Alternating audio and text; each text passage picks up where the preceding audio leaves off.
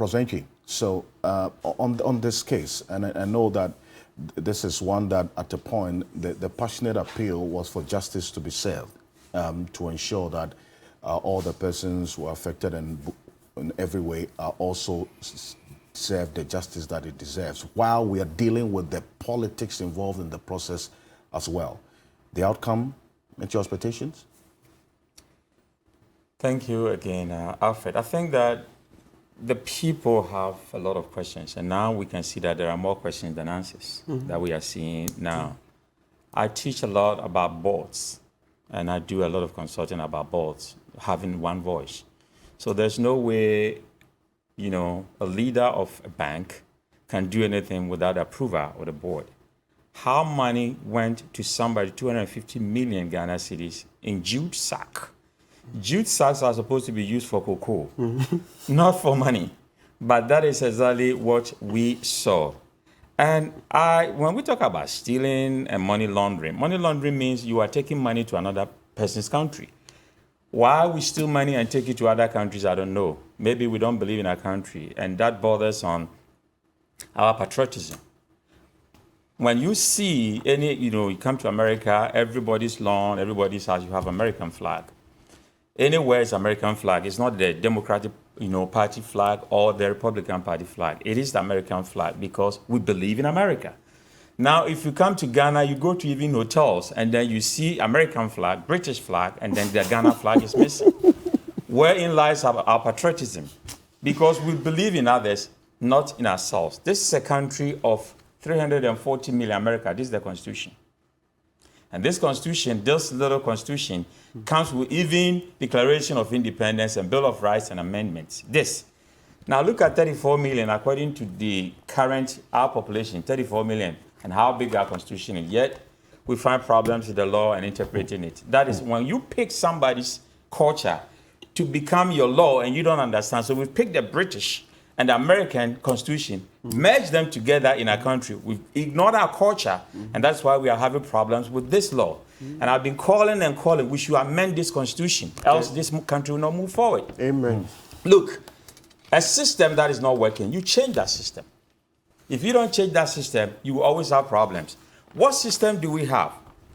Whether you steal an elephant or you steal an ant, you are still a thief, right? That's simple analogy. Now, I have some challenges with what we call the plea bargain. The plea bargain that the Deputy Attorney General talked about is that pay it and you go away. Don't pay it and you go to jail. So let's ask ourselves, the person who steals a chicken, and I've seen many cases, goes to jail some 5 years for a chicken. How much does a chicken cost? And then somebody stealing a goat or a sheep goes to jail some 10 years, 8 years. We're talking about this money, 90 million Ghana cedis. That is more than $8 million.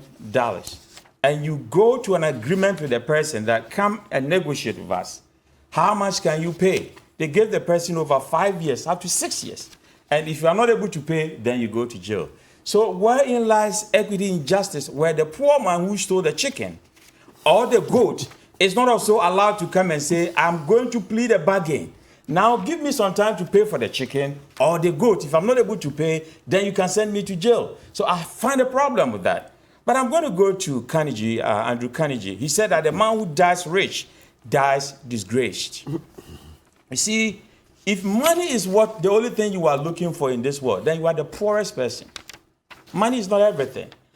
But in fact, when Forbes began to tabulate the richest people in the world, they started with what? Rockefeller, John Rockefeller. In New York, if you go to New York, there's a whole zip code built by Rockefeller. He started this oil company. And guess what? When he was 53 years, he was diagnosed with cancer, about to die. And then he doesn't believe in God. But he said a supreme being reached out to him in a dream and said, begin to give away your money.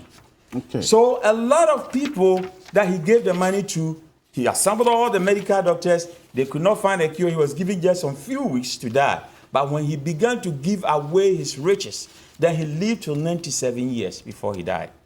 That is why the richest people in the world have what they call the giving pledge. They give half of their money away to the poor.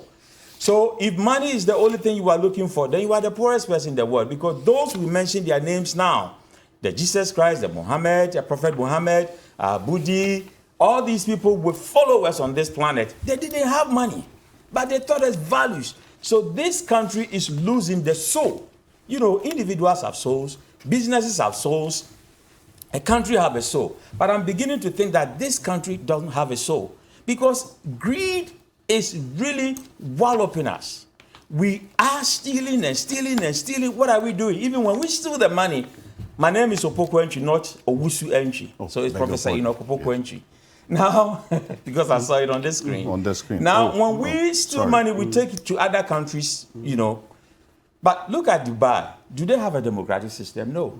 But it is flourishing because the leaders believe that they have a vision. And the followers are following with that vision, and it's working for them. So what is the vision at all of this country? What is our vision? We don't have any vision, we don't have any mission, we don't have any values. And because of that, individuals come in and do whatever they want and leave. Greed is killing us. But I'm going to quote this from Friedrich Nietzsche. He said that silence is worse. All truth that are kept silent becomes poisonous. Now, those who are even stealing the money threatens you when you talk about it. We know about Jadape's case and what happened to my brother here, you know, at the court. When you talk about the very people and then we threaten them, I want to recommend again the special prosecutor what he's doing. What the special prosecutor is doing, bringing the FBI, making sure that the judge is changed, because the biggest pillar of any system, any democratic system, is regulation. So when we falter in regulation, that is why law is the biggest money of every developed country. Because if you are not supposed to park your car here, I remember when I moved from the state of Ohio to Wisconsin, the state of Wisconsin, every day I was given a ticket. Why? Because when you're going this way, you're supposed to park your car facing this way. And then when you are coming this way, you're supposed to park your car on the road facing this way. I didn't know, because in Ohio it's different. And every day I'll be given a ticket. I said, what's happening here? And they explained the law to me, because regulation really works. But the way we regulated these banks, 9 banks collapsed. 9 of them. We have the UT Capital, the Beach Bank, the Construction Bank, the Sovereign Bank, the Unibank, the Royal Bank, the Heritage Bank, and then the Premium Bank. Look at the money, plethora of money we sunk into collapsing this business. As Lawyer Pegu said, we could have bailed them out, giving them the same plea bargain, giving them the time to pay that, and then the country will get some money. As it is now, one bank alone, look at the money we've lost. And what return? The man is going to jail. We are going to feed him 3 times a day, or maybe 2 times. And then comes back, because in jail, you don't spend 12 months for a year. By 8 months is 1 year. So the person comes in after 10 years or so, out of 15, and then the money, we could not get it. He will come and enjoy the money that he has stolen. So we should look at the way the system works. I think that if we want to move forward as a democratic country, there are a lot of things that we have to do about it. Why there was so much delay for 5 years for him to decide how much he's supposed to pay, and he will come and say, why can't we even seize those people's assets? Why can't we seize their assets? And we go back to the same asset declaration, where 550 of our constitution says that it's entrenched. Because it is entrenched, you might need referendum to change it. Now, look at this simple thing. I am supposed to declare my asset if I want to do politics. But I come and tell you that I have 10 houses. I have 5 plots of land, and then I have 20 cars. Nobody sees it. Even the controller, the auditor general don't even sees it. And when we talk about asset declaration, it's a public thing.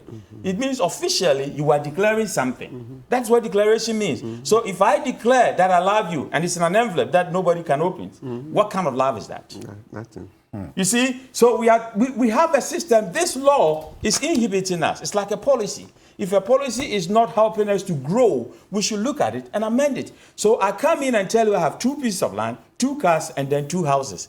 It is in an envelope, it is sealed. The auditor general cannot see it. At the end of my 4 years or 8 years, I go and I have 10 houses, I have 15 houses. The remaining 8 that I added to, nobody knows. And in the same way, I can say I have this house and this land that I don't have.